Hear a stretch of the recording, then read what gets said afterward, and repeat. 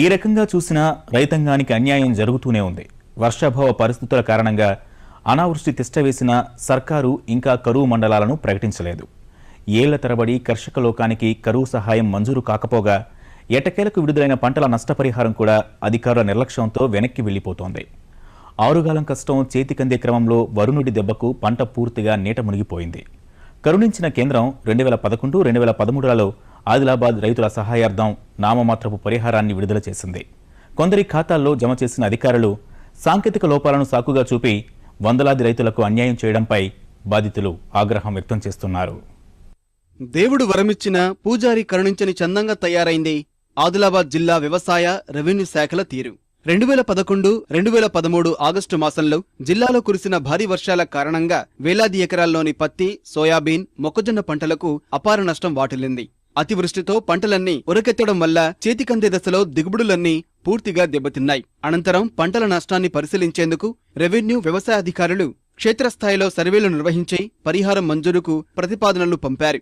ఏళ్ల తరబడి నిధులు విడుదల కాకపోవడంతో రైతులు తీవ్ర అసంతృప్తికి గురయ్యారు. పంట నష్టం పరిహారాల మంజూరులో జాప్యాన్ని నిరసిస్తూ రైతు సంఘాలు ఆధ్వర్యంలో బాధితులు ఆందోళన బాట పట్టారు.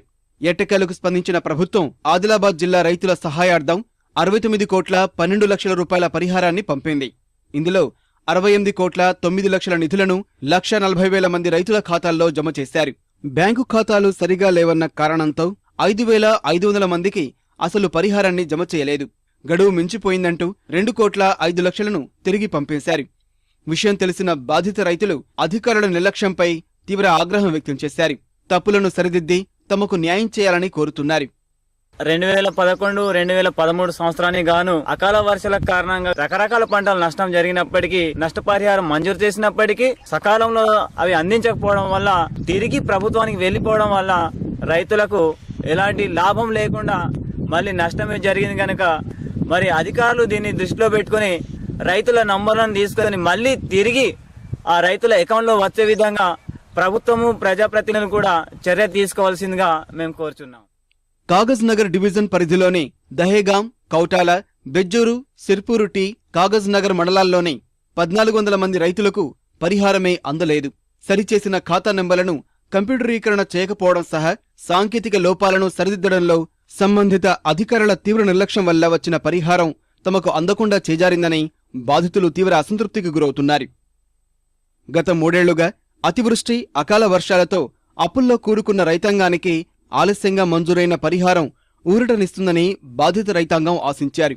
ఈ ఏడాది అనావృష్టి పరిస్థితులు పెట్టిన పెట్టుబడులను హరించేశాయి. ఇలాంటి క్లిష్ట పరిస్థితుల్లో 3 ఏళ్లుగా ఎదురుచూస్తున్న పరిహారం డబ్బులు తిరిగి వెనక్కి వెళ్లిపోయి బాధిత రైతులను పరిహాసమాడాయి. కేవలం అధికారుల తప్పిదాల వల్ల తమకు అన్యాయం జరిగిందని ఆరోపిస్తున్న సదరు కర్షకులు సాధ్యమైనంత త్వరగా తమ ఖాతాల్లో నగదు జమ చేయాలని కోరుతున్నారు. పంట నష్టం వచ్చింది కానీ రాని వాళ్లకు రాలేదు. దీనిలో కొందరికి ఖాతా లేదని వాపసు ఉండడం, కొందరికి రాలేదు, అర్హులందరికీ రాలేదు, వచ్చిన వాళ్లకు ఇవ్వలేదు, ఖాతా లేదని వాపసు పోవడం, ఈ డబ్బులన్నీ వృధా పోవడం, మళ్ళీ ప్రభుత్వం తీసుకోవడం, ఇది బాగుండదు. మళ్ళీ అందరికీ ఎవరు అర్హులు ఎవరు అర్హులు లేరు దయచేసి అన్ని పరిశీలించి మళ్ళీ ఎవరి డబ్బులు వాళ్ళకి ఇప్పించాలని కోరుతున్నాం. వ్యవసాయ పరిస్థితులను ఆది నుంచి గమనిస్తున్న వ్యవసాయ రెవెన్యూ శాఖలు వచ్చిన పరిహారాన్ని తిరిగి వెనక్కి పంపడం మాని లోపాల దిద్దుబాటుపై దృష్టి సారించాలి. విడుదలైన నామమాత్రపు పరిహారాన్నైనా బాధిత రైతాంగానికి పూర్తి స్థాయిలో పంపిణీ చేయాలి.